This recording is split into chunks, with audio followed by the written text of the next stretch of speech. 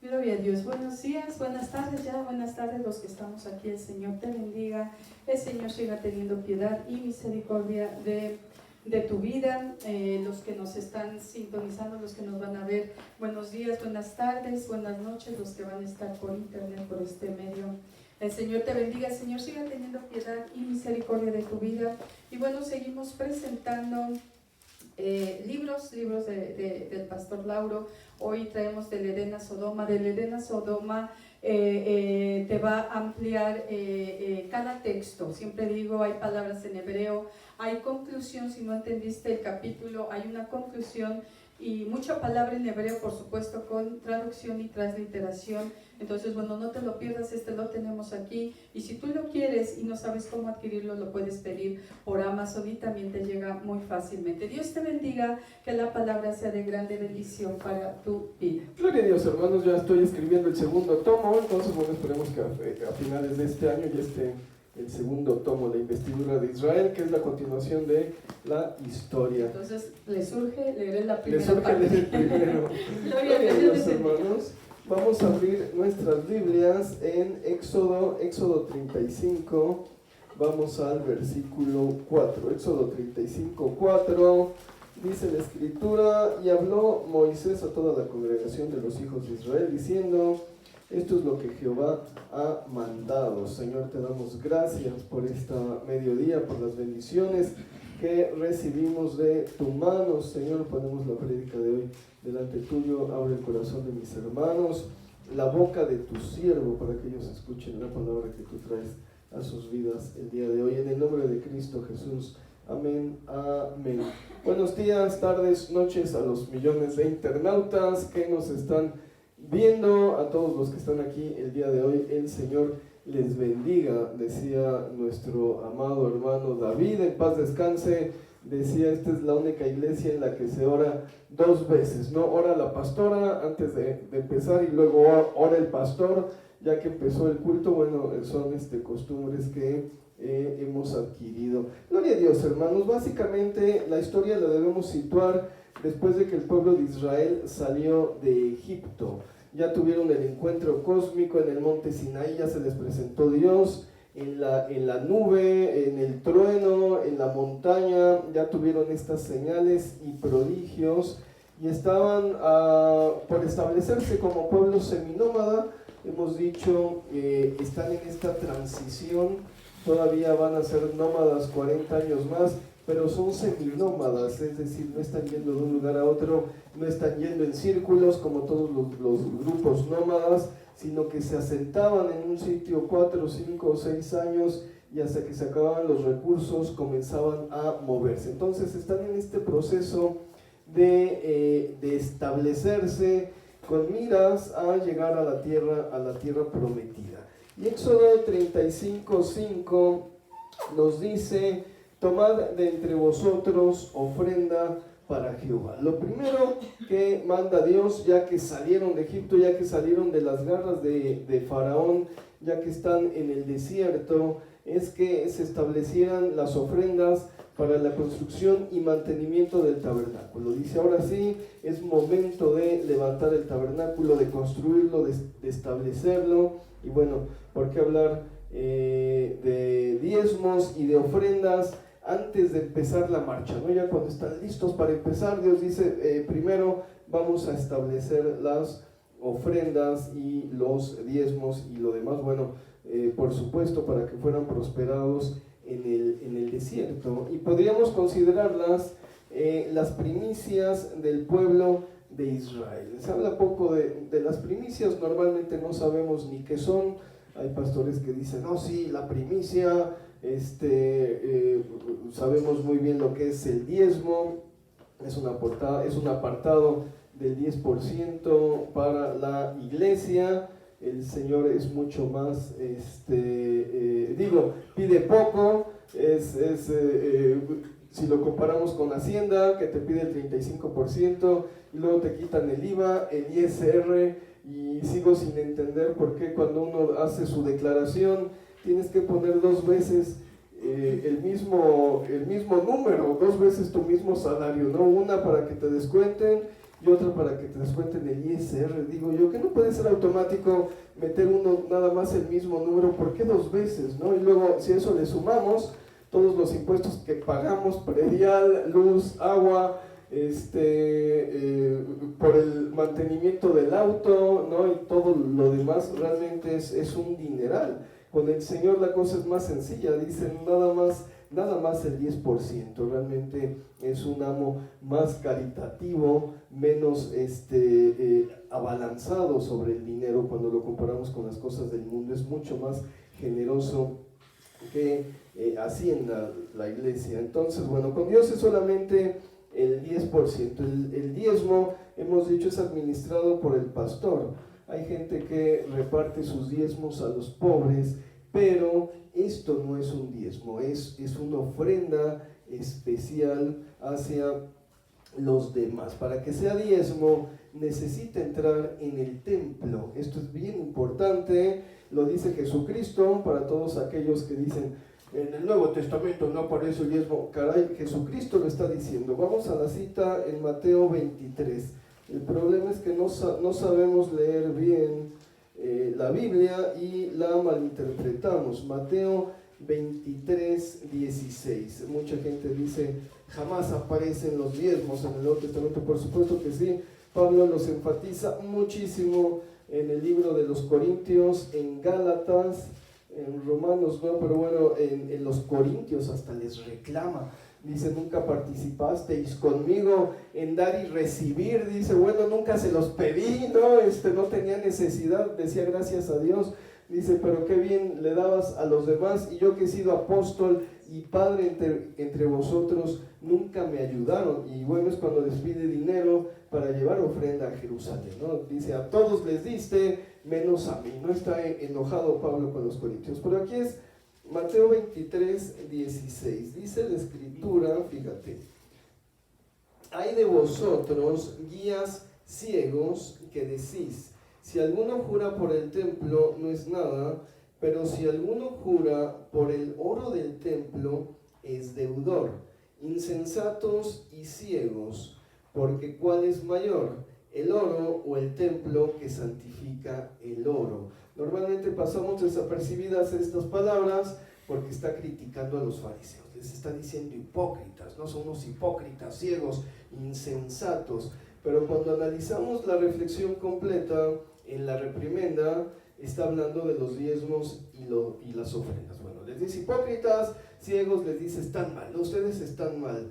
Están mal cuando piensan que el oro del templo justifica su juramento. ¿Sí me explico? Cuando tú dices voy a hacer un juramento, ¿por quién juras? Antes decíamos que se muera tu mamá, si no, ¿no? Y la gente decía, no, entonces sí me lo tomo en serio, ¿no?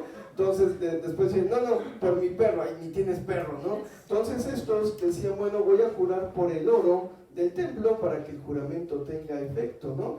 Y Jesucristo les dice, no papi, no es el oro lo que vale, es el templo lo que está santificando el oro. ¿Sí me explico? Bueno, esto nos está hablando de que en realidad el templo es lo que va a santificar el oro y no el oro por sí mismo dentro del templo, ¿no? En otras palabras, dice, el templo santifica la ofrenda. De modo que si diste a los pobres, gloria a Dios, es una ofrenda, Dios no se guarda nada, te lo devuelve multiplicado. Siempre tenemos en el auto monedas porque siempre va a haber gente pidiendo en la calle. Una vez una persona dijo, bueno, es que con $1 o 5 pesos no le sirve para nada, no le solucionas la vida, bueno, pero lo ayudas en algo. Tenía este amigo, no lo vas a creer, egresado del TEC de Monterrey, de comunicaciones, y pedía dinero en la calle, no tenía empleo, y lo hacía como una forma de protesta, ¿te imaginas, no? Salía a la calle y se ponía a pedir dinero y decía, es una forma de protestar en contra de este sistema corrupto, ¿no? Ya finalmente, bueno, ya se puso a chambear, y decía que sacaba entre 8 y 11 mil pesos mensuales, nada más de pedir limosna en la calle. Entonces digo, tú ayudas al pobre con 5 pesos o con 1 peso, con 3 pesos, y muchos más lo ayudan y saca un salario, cuando menos, para la subsistencia. Digo, el hombre vivía con su mamá, no tenía autosuficiencia para rentar un departamento o mantenerse solo, pero es un dinero que ayuda. Entonces cuando te digan un peso no le sirve de nada, dile no, pero mi peso se suma a los otros pesos, entonces realmente estás ayudando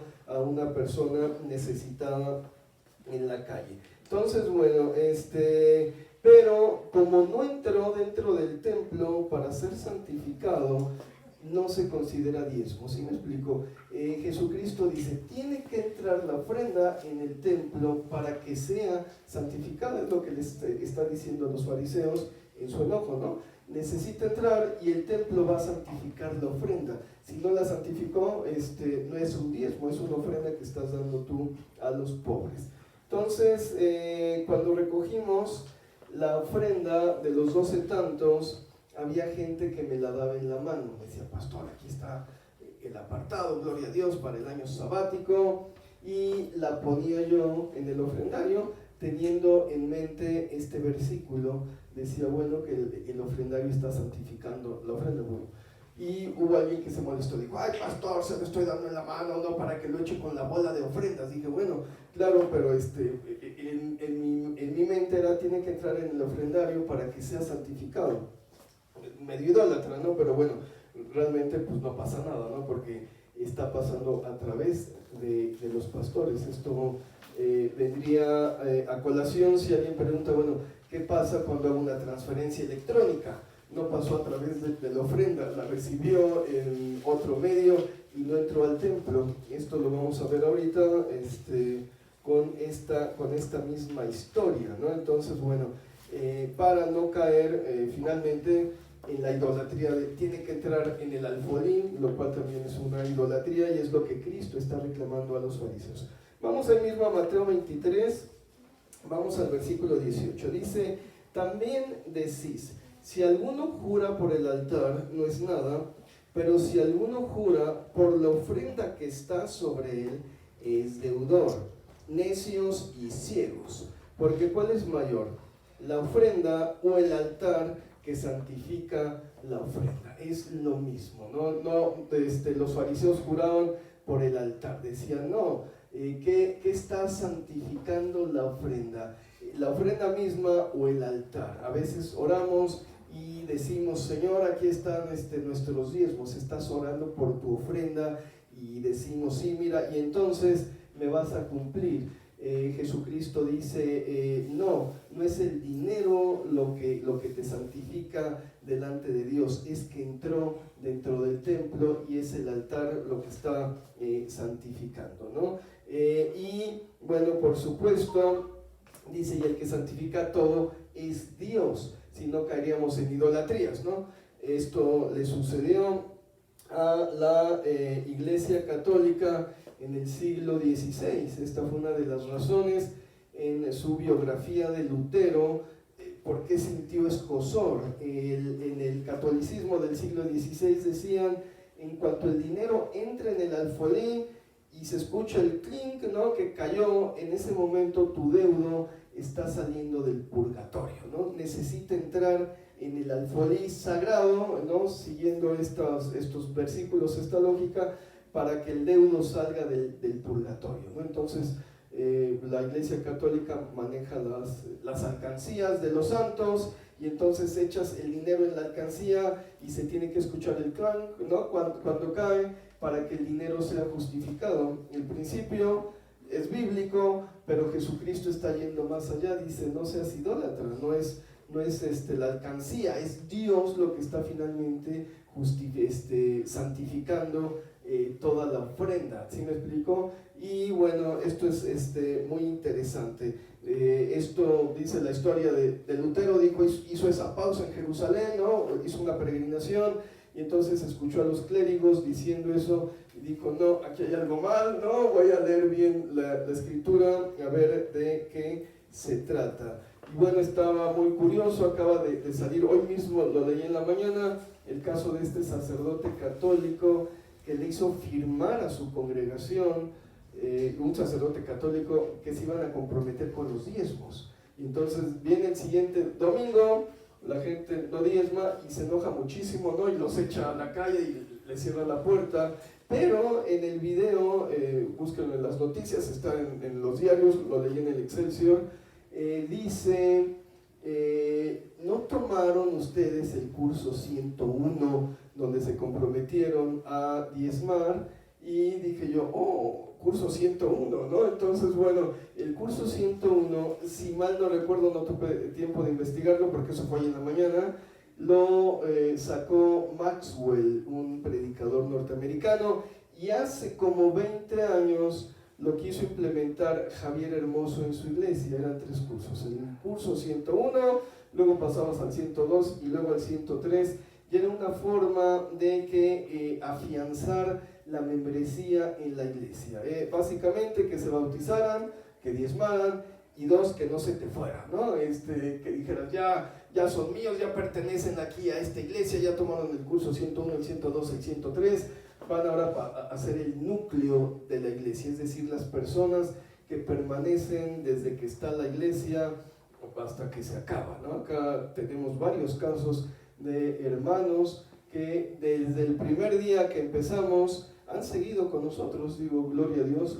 por sus vidas, otros que se han integrado y siguen perseverando y decimos, bueno, gloria a Dios, ya se integraron al núcleo. El curso 101 lo pusimos, bueno, vino Javier una vez y lo intentó implementar hace 17 años, 18 años en la iglesia, y entonces sacó una gran pancarta, la firmaron en aquel entonces, ¿no? Y ya saben, la pasamos, todo el mundo la firmó, igual se comprometían con los diezmos, ofrendas, a quedarse en la iglesia, y pasó un año y ya se había ido el 50% de la población, ¿no? Y yo decía, pero pues está aquí firmado, ¿no? Como le pasó al sacerdote católico, pero sí firmaron. Dije yo, ¿y ahora qué? Y al segundo año dije, definitivamente vamos a cancelar esto, porque puede ser hasta maldición para el fiel, ¿no? Estos pastores que maldicen a las ovejas porque se fueron de su iglesia, o porque no están diezmando, o porque no están haciendo algo totalmente erróneo. Dije yo, vamos a cancelar esto en el nombre de Cristo y vamos a liberarlos, y rompí las cartas, porque finalmente, pues digo, la membresía se da por muchas causas, ¿no? Hay unos que se van porque les queda lejos la iglesia, hay otros que se van porque les dejó de gustar esta cara bonita. Así tenía un amigo, era modelo de estos de pasarela, y se agarraba la cara y me decía, mira, Lauro, a las mujeres les gusta esto, ¿no? Y decía, ay, no puede ser, realmente me lo estará diciendo en broma o me lo decía en serio. Bueno, se escuchaba muy serio. Hay muchas razones por las cuales se va la gente, es decir, no puedes obligar a nadie a firmar. Los diezmos, las ofrendas deben ser 100% voluntarios, ¿no? Entonces, bueno, debe haber una convicción personal. Vamos ahí mismo a Mateo 23:20. Dice la escritura, porque pues el que jura por el altar, jura por él y por todo lo que está sobre él, y el que jura por el templo, jura por él y por el que lo habita, y el que jura por el cielo, jura por el trono de Dios y por aquel que está sentado en él. Bueno, aquí nos queda mucho más claro. La ofrenda, los diezmos tienen que pasar a través de la iglesia como concepto, no la iglesia católica lo tomó textual, no tiene que entrar en el alfolí dentro del templo para que sea santificado. Aquí Cristo nos dice, es un concepto, no realmente estás jurando por el altar, pero Dios está por encima de todo. Entonces, bueno, los que hacen las transferencias electrónicas, el dinero entra a la iglesia a través de los pastores, ¿no? No tiene que ser una cuestión física, que digan mi diezmo no está siendo santificado, entonces no se preocupen, muchas gracias, no tienen que venir, sino caeríamos en esa idolatría, ¿no? Es el altar santo, y miren hermanos, además es el arca de Dios la que está aquí, ¿no? Santificando. No, es un alfolí bonito. Una vez alguien me dijo eso, es que como que está medio raro. Le dije, es un alfolí bonito, ¿no? Adentro hay un una cesta. Entonces finalmente lo único que hicimos fue recubrir, mira, una cesta mexicana totalmente con colores, lo único que hicimos fue recubrirla con madera bonita para que se viera bien el alfolí. Pero eso es todo, es un alfolí, no es el arca de la alianza, ¿sí me explico? Entonces tenemos que quitarnos este tipo de idolatrías. Bueno, su crítica a los fariseos es durísima y Jesucristo enfatiza en el diezmo. Aquí viene el énfasis en el diezmo. Mateo 23:23 dice: hay de vosotros, escribas y fariseos hipócritas, porque diezmáis la menta y el eneldo y el comino, y dejáis lo más importante de la ley, la justicia, la misericordia y la fe. Esto era necesario hacer sin dejar de hacer aquello.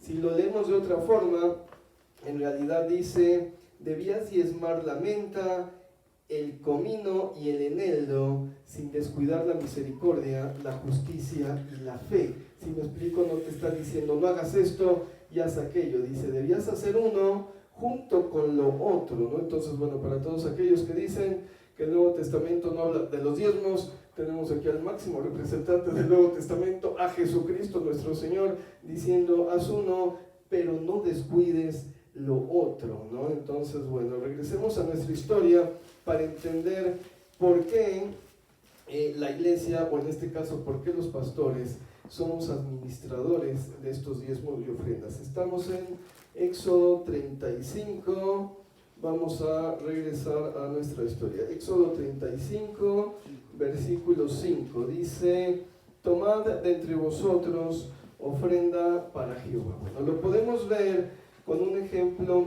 sencillo. Hay otro tipo de personas que toman del diezmo y compran algo que hace falta para la iglesia, ¿no? Dicen, bueno, les hace falta un micrófono, cuesta 10,000 pesos. Y no, en vez de diezmar voy a ahorrar mi diezmo y lo voy a dar a la iglesia. Esto se llama darlo en especie. Entonces dices, bueno, ¿qué tiene de malo? El pastor es medio mal administrador, entonces yo lo voy a ayudar a que administre bien. Entonces voy a donar el micrófono del diezmo.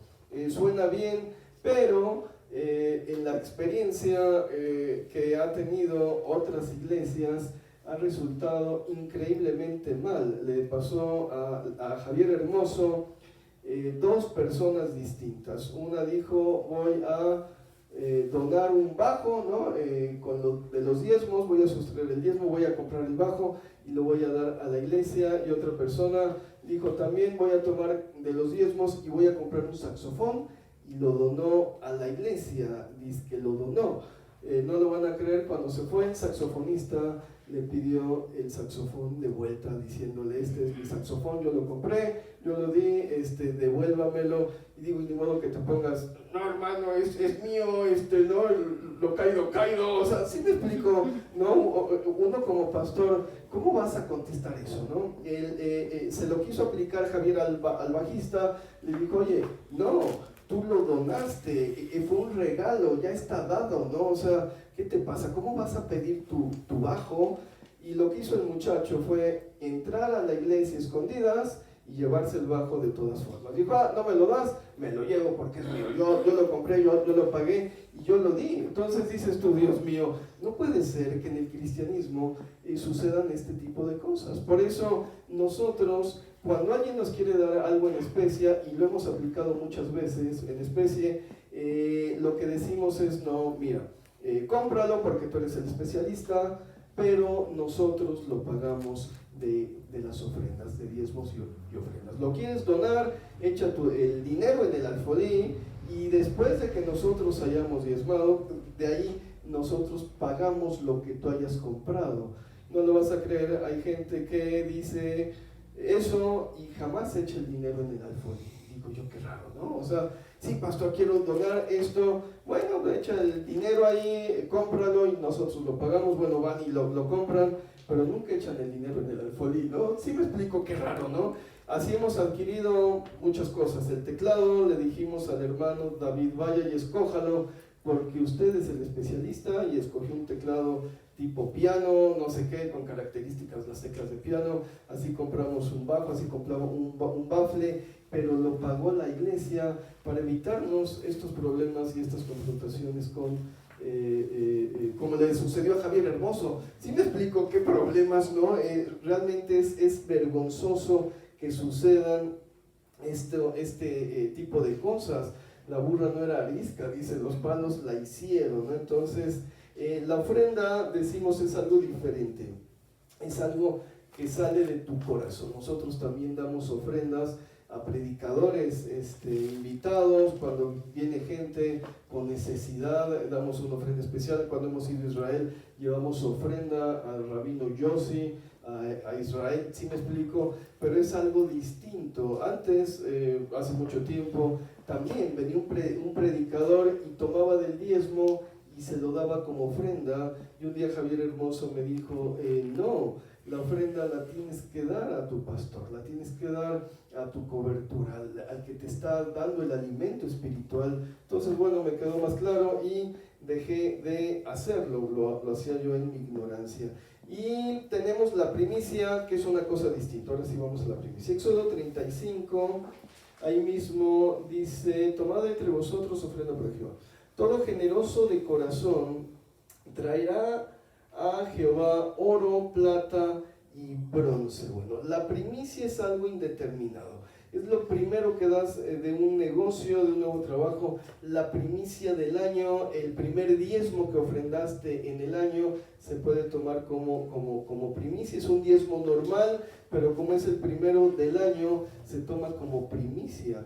¿Cuántos de ustedes estaban esperando la primera quincena de enero para pagar sus deudas, no? De diciembre, diciendo, no, ya que llegue, por favor, ¿no? Con el predial, con tantos pagos, ¿qué hacer? Y con los gastos de diciembre, había gente que decía, pastor, ore para que me paguen antes, ¿no? Cuando una semana antes llegue ese dinero. Entonces, bueno, en la historia que estamos viendo, el Señor empieza pidiendo la primicia de oro, plata y bronce, ¿no? Como si dijéramos billetes, monedas y pesos. Dios empieza pidiendo oro, todo el dinero que recibimos en efectivo lo diezmamos, aunque sean los 10 pesos de intereses en el banco, lo diezmamos, cualquier dinero en efectivo. Y este es el principio de la prosperidad, dejar de pensar en necesidad y pobreza y comenzar a pensar realmente como Dios lo hace. Las promesas de Dios son siempre de sobreabundancia cuando nos mantenemos fieles. El crecimiento económico es paulatino, ¿no? Va uno creciendo poco a poco, yo creo, para que no te ahoguen las riquezas y no se te suban los humos y pierdas el piso, ¿no? Pero quería Dios un templo de oro como el templo de Kinkakuji en Japón. Imagínate, es un templo completamente de oro. ¿Para qué estaba pidiendo Dios oro?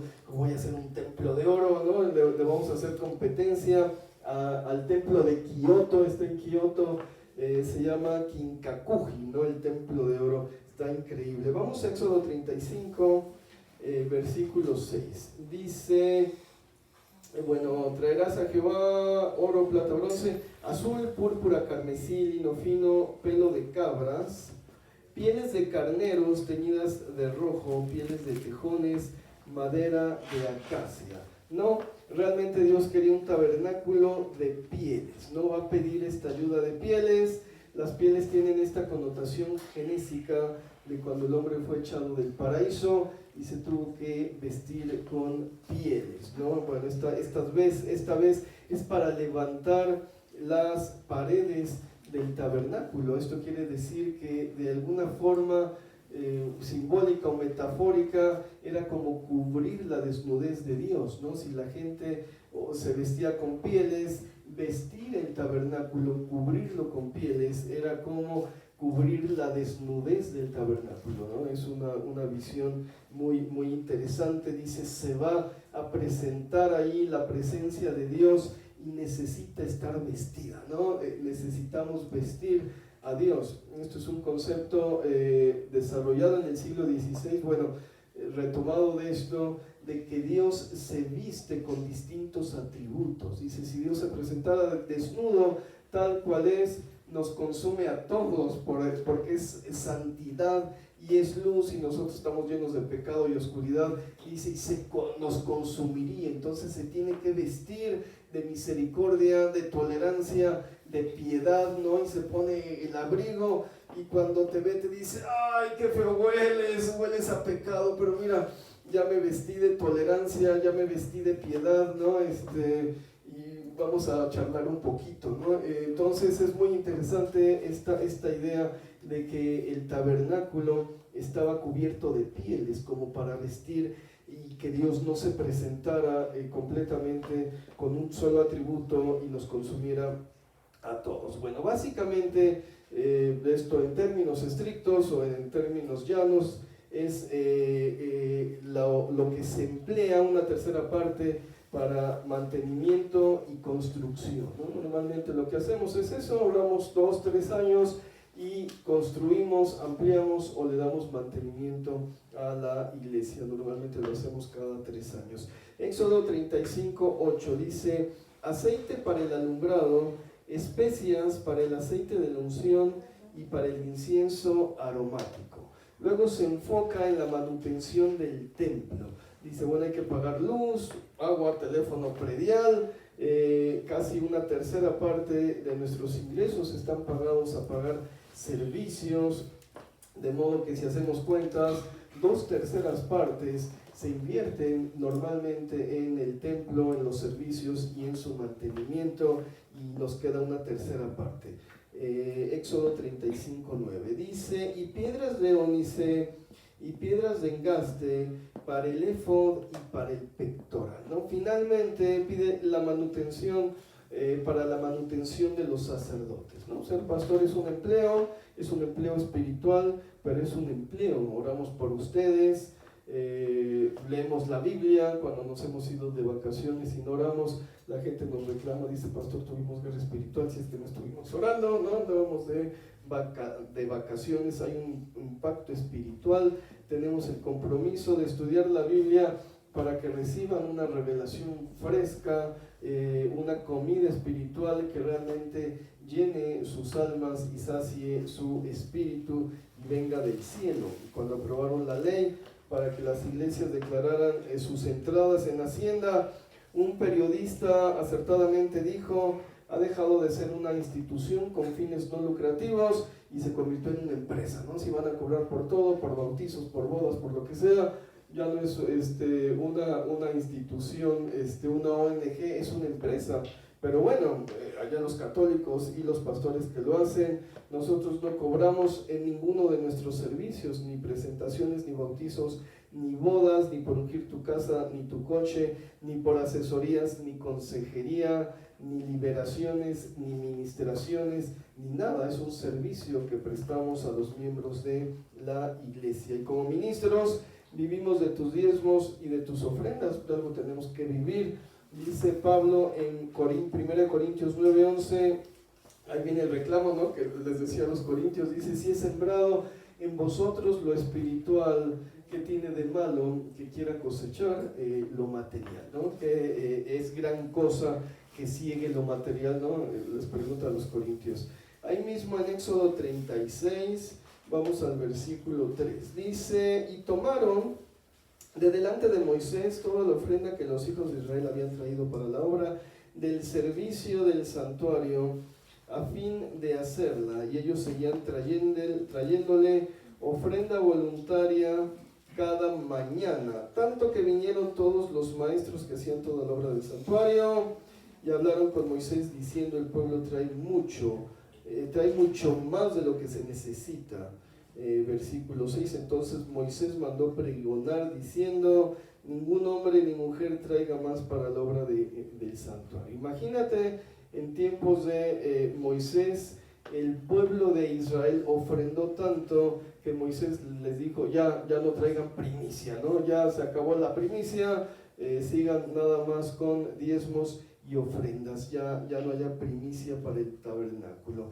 Y lo importante, esto es bien importante, ya lo he predicado antes, es que cuando entraron a la tierra de Canaán, recibieron, más bien despojaron a 7 naciones, ¿no? Dice la Escritura, recibieron las riquezas de 7 naciones. Esto es algo que he predicado antes. Dios les dio todas las naciones de Canaán, es decir, sembraron y cuando fue el tiempo de cosechar vino una sobreabundancia. Normalmente así es con Dios. Siembra uno, ¿no? Y parece que no cosechas nada porque el árbol se tarda en crecer, ¿no? Imagínate la semilla y todavía que se haga planta, árbol, y luego todavía esperar como 3 o 4 años para que empiece a dar fruto, y a veces quieres las cosas como el café. Pastor, ahí está mi diezmo, ¿en cuánto tiempo me va a bendecir Dios o me va a sobreabundar? Y uno dice así como, ay, a ver, déjame, le pregunto, ¿no? A ver qué tan rápido entró, ¿no? Hablábamos la semana pasada de la copa que tiene que estar rebosando como oración. Vamos a Hechos 13, 19, Hechos 13, 19, vamos a ver esta cita. Hechos 13, 19, dice la Escritura: y habiendo destruido 7 naciones en la tierra de Canaán, les dio en herencia su territorio. Dios bendijo tanto a Israel en tiempos de Salomón, dice la Escritura, que el oro era como roca, dice, la moneda de cambio era la plata. Se parece al imperio inca antes de que llegaran los españoles. Todo el oro que había en, imperio está mal dicho, en el señorío inca, ¿no? Antes de que llegaran los españoles, nadie podía sacar oro del Perú. Así mantenían el estatus y el dinero dentro del país. Llegabas y todo era oro, y al momento de salir decían: nada de saquear al país, el oro se queda aquí, llévate plata, llévate piedras, llévate llamas, llévate pieles, llévate lo que quieras, pero el oro se queda en el Perú. Esto hizo que fuera el señorío, el segundo señorío más grande de todo Mesoamérica, después del gran señorío de la Náhuac. Fue algo real, no como lo que sucedió con Miguel de la Madrid ni con López Portillo. Y bueno, había tanto oro en Israel que cuando cayeron en pecado y abandonaron a Dios, les tomó 400 años a las naciones saquear nada más todo lo que habían acumulado en Jerusalén. Crónicas o Reyes, venían los asirios y robaban al rey y se llevaban todo el oro y la plata que había. Luego venían los babilonios y se llevaban todo el oro que había en el templo, y luego venían los moabitas o no sé quién y se llevaban las armas que había en el templo. 400 años saqueando a Jerusalén. Se parece a la historia de México, 500 años de saqueos, y seguimos teniendo para darle a todos los bandidos que vienen a saquearnos, ¿no? 500 años de saqueos y no se acaba la riqueza de nuestro territorio. Digo, si nos volviéramos al Señor, todo eso se volvería a nosotros, ¿no? Nos pasa como el pueblo de Israel: por los pecados las naciones extranjeras nos saquean. Pero en el caso de Israel, bueno, la rectitud, la generosidad siempre trajeron prosperidad. Dice el Salmo 112:3: bienes y riquezas hay en su casa y su justicia permanece para siempre. Vamos a Mateo 6:33. Mateo 6:33. Dice la Escritura, Mateo 6:33. Conste que me puse mi corbata con billetes, ¿no? Ya saben que cuando hablo de diezmos utilizo la corbata billetuda. Mateo 6:33 dice la Escritura: porque los gentiles buscan todas estas cosas, pero vuestro Padre Celestial sabe que tenéis necesidad de todas ellas. Buscad primeramente el reino de Dios y su justicia, y todas estas cosas os serán añadidas. Bueno, Jesús prometió que nos daría abundantemente y nos enseñó la llave. Dijo: esta es la llave para conseguirlo. Busca el reino de Dios, busca su justicia. Cuando te dice añadido, quiere decir superabundante, más de lo que necesitamos. estos testimonios donde dicen, pastor, fue increíble, me faltaban 4,325 pesos y Dios suplió exactamente esa cantidad. Digo yo, bueno, gloria a Dios, pero qué testimonio tan miserable, ni siquiera te sobró para diezmar. ¿Sí me explico? Fue exactamente para pagar la deuda, no te sobró ni para comprarte una dona, ¿no? Un café en el Starbucks. Hubiera dicho, bueno, los testimonios del poder son los que dicen, me hacían falta 4,235 pesos y Dios me suplió como con 40,000, o sea, todavía me sobró y me lo gasté y me fui de viaje y le puse llantas nuevas al coche o qué sé yo. Esos son los testimonios de superabundancia. Las promesas de Cristo están garantizadas por Dios mismo. Mateo 24:35 dice la Escritura, Mateo 24:35 dice, el cielo y la tierra pasarán, pero mis palabras no pasarán. Hermano, esto es para todas las promesas de Cristo, las promesas espirituales, las promesas de sanidad, las promesas de bendición, las promesas de prosperidad. Las palabras de Jesucristo no pasarán. ¿Sí me explico? A lo mejor te falló alguna promesa en el Antiguo Testamento, algún salmo no se cumplió en tu vida, alguna palabra del apóstol Pablo, pero dice, todo lo que Cristo dijo no pasará.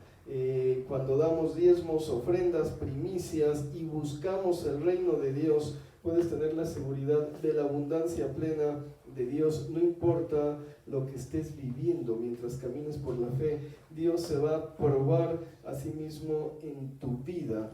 El pastor Javier Hermoso tiene esta convicción cuando dice, el diezmo protege, la ofrenda santifica y la primicia hace sobreabundar, ¿no? Entonces, bueno, es una convicción. Y está comenzando este año nuevo en Francia. Hasta los primeros días de febrero se dicen feliz año nuevo, ¿no? Es la costumbre en Francia. Se dan todo el mes de enero para felicitarse y decir feliz año nuevo. Y todos ustedes, hermanos, han permanecido fieles al reino de Dios, ¿no? Bueno, al centro cristiano, al reino de Dios también, pero en general han mantenido su fe.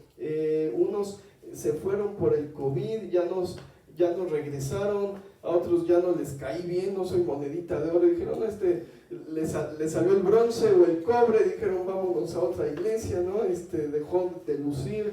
A otros decimos se cansaron por la distancia, otros duermen, el sueño de los justos, pero todos nosotros y los que nos están viendo en internet somos sobrevivientes, realmente sobrevivimos al ataque más encarnizado que ha sufrido la religión en todo el mundo, no solamente la iglesia cristiana. Fue un ataque encarnizado, no del virus, de la ciencia en contra de la religión, y agarró parejo, ¿no? Se agarró a los musulmanes, se agarró a los judíos, se agarró a los cristianos, a los católicos, y mucha gente perdió la fe, se fueron al mundo, dejaron de creer, dijeron, creemos en el Dios ciencia, creemos en el Dios comunicaciones, tecnología, estos nomás te lavan el cerebro, sí, pero te lo lavamos para bien. ¿Para qué te está lavando el cerebro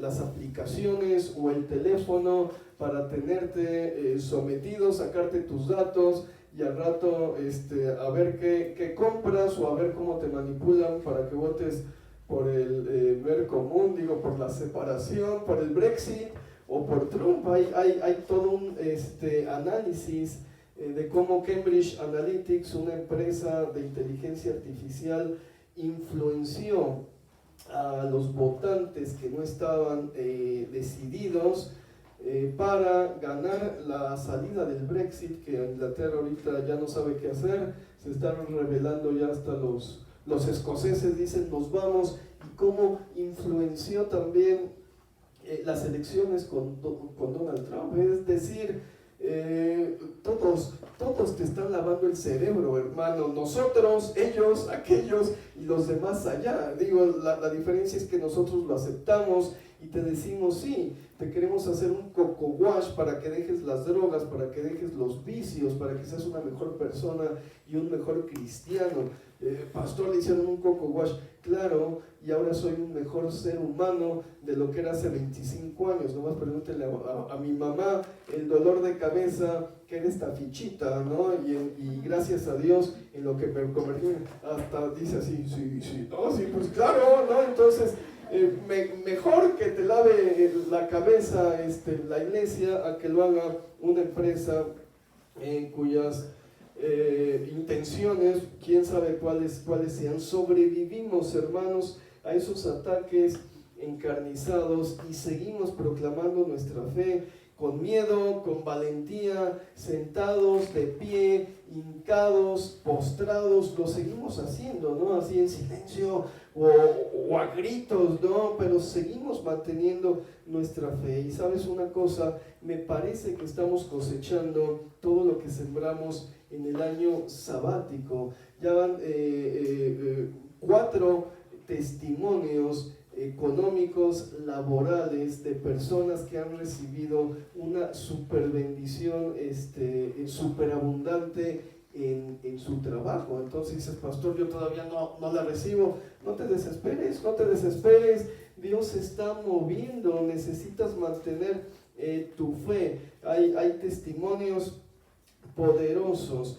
No has recibido esa bendición. ¿Qué debes hacer? Seguir así, mantenerte firme, mantenerte fiel. A veces Dios nomás está viendo, dice, a ver, un poquito más que resista. Ya no resistas, sí, todavía resistes un poquito más, pero Señor, ya pasaron tantos años, un empujoncito más, a ver qué sale, ¿no? Y estás a punto de recibir esa bendición, seguir haciendo lo que has estado haciendo, diezmar, ofrendar, permanecer fiel a Jesucristo, permanecer fiel al reino de Dios. Bueno, ojalá también al centro cristiano, el reino de Dios, al reino de Dios y su justicia. Y el día de hoy quiero reiterarte, como la semana pasada, hermano, eres un sobreviviente, eres un vencedor. Sigue este año con ese mismo espíritu. Está empezando el año, no desmayes o cáete, pero sigue tomado de la mano de Dios. Hay gente que se cae, pero siguen así agarrados. Dice, bueno, Dios me tiene agarrado por un dedo, aunque sea por el dedo chiquito. No te sueltes, mantente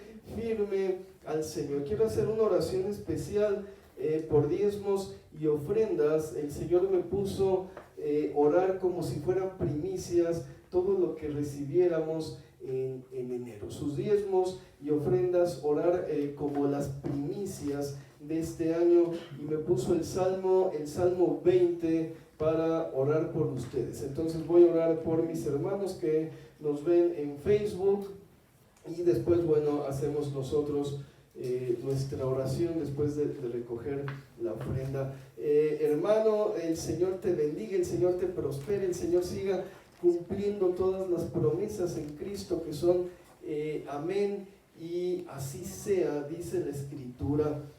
Jehová te oiga en el día del conflicto, el nombre del Dios de Jacob te defienda, te ayude, te envíe ayuda desde el santuario y desde Sión te sostenga, haga memoria de todas tus ofrendas y acepte tu primicia, te dé conforme al deseo de tu corazón y cumpla todo tu consejo. Nosotros nos alegraremos en tu salvación y alzaremos pendón en el nombre de nuestro Dios. Conceda, Jehová, todas tus peticiones en el nombre de Jesucristo. Amén, amén.